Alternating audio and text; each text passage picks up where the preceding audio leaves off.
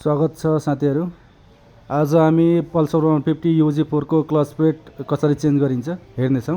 मेरो हातमा देखिरहनु भएको यसलाई भनिन्छ मेल फिमेल। यो मेल फिमेल पनि हामी चेन्ज गर्नेछौँ किनकि यसमा स्क्रैच लागिसकेको छ र स्क्रैच लागेकोमा क्लच प्लेट हामीले हाल्यो भने क्लच प्लेट पनि खराब हुन्छ। त्यसैले मेल फिमेल हामी चेन्ज गर्दैछौँ। नयाँ यो यस्तो हुनुपर्ने, चिल्लो र स्मुथ हुनुपर्ने, तर पहिलाकोमा स्क्रैच लागेको हुनाले मेल फिमेल पनि हामी चेन्ज गर्दैछौँ। र यसलाई भनिन्छ प्रेसर प्लेट। यो दुईटा यस्तो हुन्छ, एउटा चेप्टो हुन्छ भने एउटा कचौरा आकारको हुन्छ र चेप्टोवाला पहिला हामीले हाल्नेछौँ। यहाँ यो प्रेसर प्लेट यहाँ हालिसकेपछि यसको माथिबाट कचौरा आकारको अर्को प्रेसर प्लेट हुन्छ, त्यो हाल्नेछौँ। यो यस्तो हुन्छ, एकतिर यसरी हल्का बेन्ड भएको हुन्छ र बेन्ड भएको भाग नै हामी माथि राख्नेछौँ यसरी। यो प्रेसर प्लेट पछि अब हामी हाल्नेछौँ क्लच प्लेट। क्लच प्लेट पनि यसमा तीन थरीको हुन्छ, एउटा मास्टर हुन्छ, एउटा हार्ड र अर्को सफ्ट हुन्छ। यो प्लेट चाहिँ सफ्ट प्लेट हो भने अर्को पछाडिको देखिरहनु भएको होला त्यो चाहिँ हार्ड क्लच प्लेट हो। तर तत्काल हामीले हाल्नुपर्ने प्लेट भनेको यो मास्टर क्लच प्लेट हो। यो चाहिँ आकारमा यस्तो पातलो हुन्छ।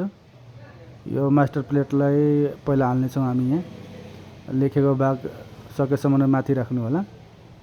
यसलाई भनिन्छ मास्टर क्लच प्लेट र अब यसको माथिबाट हामीले हाल्नेछौँ फेरि प्रेसर प्लेट। यसलाई सबैले प्रेसर प्लेट भन्छ तर यो स्टिल प्लेट हो।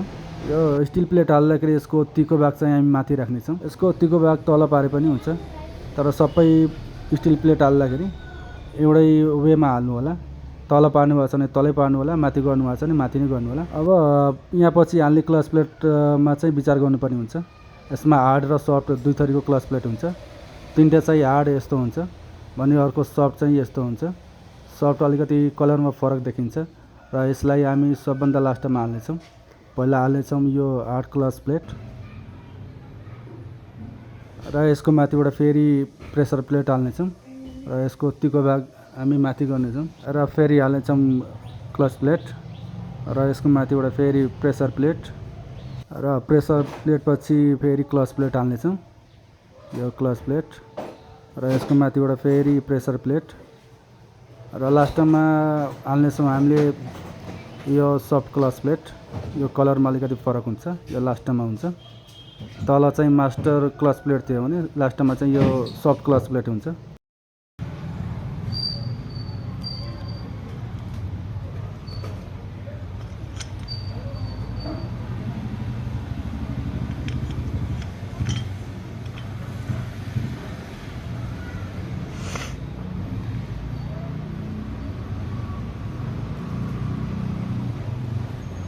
क्लच प्लेट फिटिङ गर्ने यसरी नै हो, खासै गाह्रो हुन्न र यसमा हामी दुईवटा 10 को बोल्ट हाल्नेछौँ र यो बोल्टलाई यसरी समाएर अनि यसलाई क्लच हबमा हाल्नेछौँ।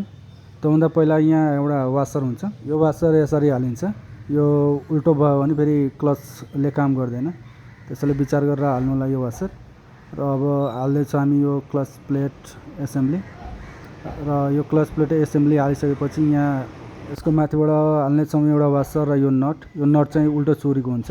यो उल्टो चुरीको हुने भएर यसमा सानो रेखा कोरिएको हुन्छ र यसलाई हामी यसरी उल्टो साइडमा टाइट गर्नेछौँ। बजाजको प्रायः जसो सबै गाडीमा उल्टो चुरीकै हुन्छ नट र यसको माथिबाट अब यस्तो स्प्रिङ हुन्छ। यो स्प्रिङ हालौँ र स्प्रिङको माथि एउटा प्लेट हुन्छ, त्यो प्लेट राख्नेछौँ यहाँ।